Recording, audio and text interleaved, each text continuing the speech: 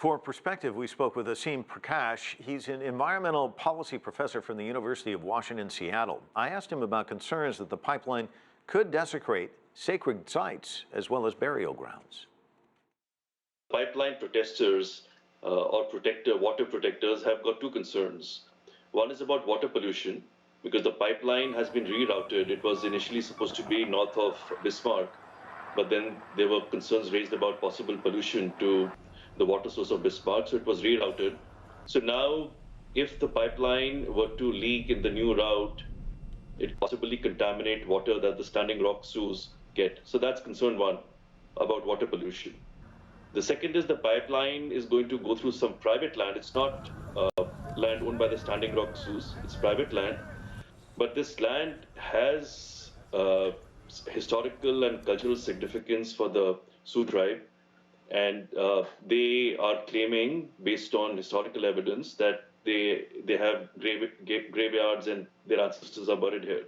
So it is of enormous cultural significance to them. So these are two separate issues, but both are, in my opinion, very important.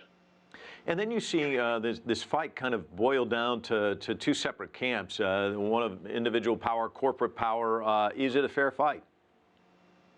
I don't think there is an issue of individual power, because that's really an issue of eminent domain. That fight is also starting in Iowa, because the pipeline would also have to go through other states. And historically, pipeline companies, railroad companies, etc., have acquired land through eminent domain, and they have, confiscated. Of course, there is a due process, but still, it's a rough process. So that's one separate issue. For the purpose of this pipeline, it's really about the rights of the oil companies and the rights of the Indian tribes. Do they have the right to clean water? Do they want to be treated, or is it reasonable for them to expect, which I think it is, that they be treated at par as the concerns of other Americans in terms of water contamination? So why should the Standing Rock Sioux bear disproportionate risk of water contamination? And I think that becomes a crucial issue. And second is what I said previously, it's an issue of respecting culture, of respecting the cultural rights. So these are, I think, the issues at stake. I don't think the individual versus corporate power is an issue here. Let me ask you about President-elect Trump, because it's been written that he's a stockholder in Energy Transfer Partners. That's, of course, the company behind this project. And the CEO of the company is reported to have donated $103,000 to his campaign. What do you expect with the Trump administration? Is there going to be a different approach to this? It's not that Democrats are more or less anti-pipelines than Republicans.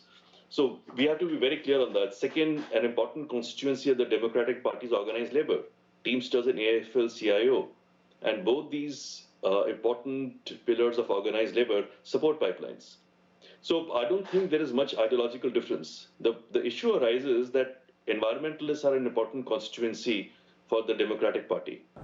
And Mr. Trump, President-elect Trump, is, it seems from his statements, is not very favorably disposed towards environmental issues. So I would expect, given the current configuration, that President-elect Trump would be much more sympathetic to pipeline companies and would allow pipelines.